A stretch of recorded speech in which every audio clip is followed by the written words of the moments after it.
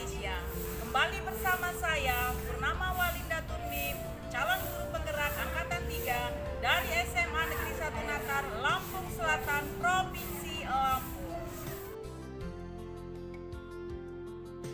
Kali ini saya akan berbagi tugas 3.1.A.10 aksi nyata pengambilan keputusan sebagai pemimpin pembelajaran.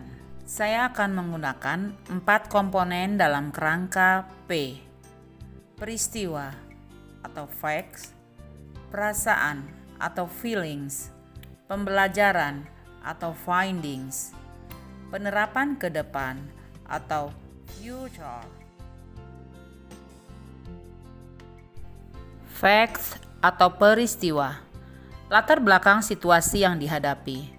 Mulai minggu lalu, kembali sekolah kami melakukan pertemuan tatap muka terbatas berdasarkan Surat Edaran Gubernur Lampung tanggal 22 Februari 2022 tentang pembelajaran tatap muka terbatas di masa pandemi COVID-19 yang menyatakan bahwa sekolah diperbolehkan menyelenggarakan kegiatan pembelajaran tatap muka terbatas.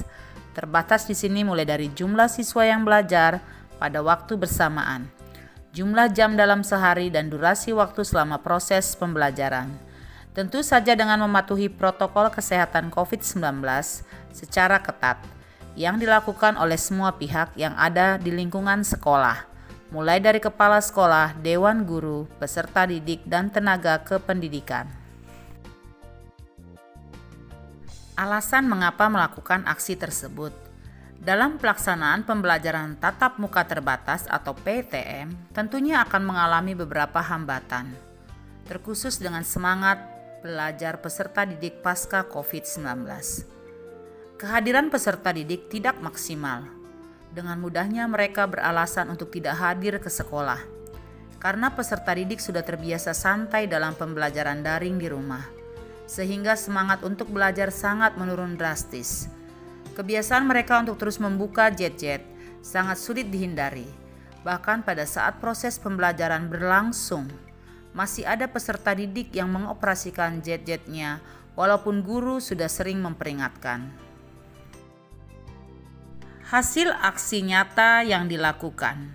Peraturan yang sudah dibuat dan disepakati memang harus ditegakkan. Akan tetapi mengingat situasi dan kondisi pandemi saat ini belum pulih seutuhnya, maka sebagai pendidik, kami masih memberikan toleransi atau kelonggaran atas pelanggaran yang dilakukan, yaitu kehadiran di sekolah dan ketidakdisiplinan peserta didik dalam menggunakan gadget. Feeling atau perasaan. Dengan situasi dan kondisi seperti di atas, tentunya saya merasakan ketidaknyamanan atas dilema yang terjadi. Di satu sisi, saya ingin menjalankan disiplin pada semua peserta didik di sekolah saya, sesuai dengan peraturan yang ada. Namun di sisi lain, saya juga merasa terbentur melihat keadaan dan kondisi yang pada saat ini belum sepenuhnya stabil, sehingga saya harus melakukan banyak pertimbangan ketika akan melakukan tindakan tegas terhadap peserta didik atas pelanggaran yang dilakukan. Findings atau pembelajaran. Konsep-konsep teori yang ada di dalam modul 3.1 tentang pemimpin pembelajaran dalam pengambilan keputusan dapat saya terapkan untuk mengatasi permasalahan yang timbul pada saat ini, yaitu dilema etika dan bujukan moral, 4 paradigma pengambilan keputusan, 3 prinsip pengambilan keputusan, dan 9 langkah pengambilan dan pengujian keputusan.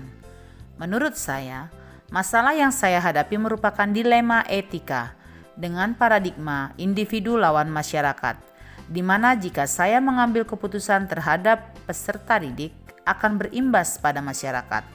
Prinsip yang saya terapkan adalah berpikir berbasis peraturan, rule-based thinking. Future, penerapan ke depan. Setelah saya mengikuti semua rangkaian kegiatan pembelajaran untuk paket modul 3.1 tentang pengambilan keputusan sebagai pemimpin pembelajaran, tentunya saya berharap akan mendapatkan dan menerapkan pengetahuan dan keterampilan yang diperlukan ketika akan mengambil suatu keputusan sebagai pemimpin pembelajaran di sekolah dengan efektif dan tepat. Seiring dengan filosofi pendidikan dari Ki Hajar Dewantara yang telah saya pelajari di modul 1. Semoga Ketika saya akan membuat keputusan-keputusan, akan semakin menguatkan jati diri saya sebagai seorang pemimpin pembelajaran yang meletakkan kepentingan murid sebagai yang utama. Dan akhirnya, sebagai seorang pendidik, saya akan terus berproses untuk belajar dan berusaha menjadi teladan bagi peserta didik dengan melakukan yang terbaik dan terus berpegang pada nilai-nilai kebajikan, sehingga peserta didik akan tumbuh menjadi manusia Indonesia yang berintegritas dan berkarakter, serta senantiasa mengambil keputusan-keputusan yang etis dan manusiawi dan memiliki profil pelajar Pancasila. Sekian dan terima kasih.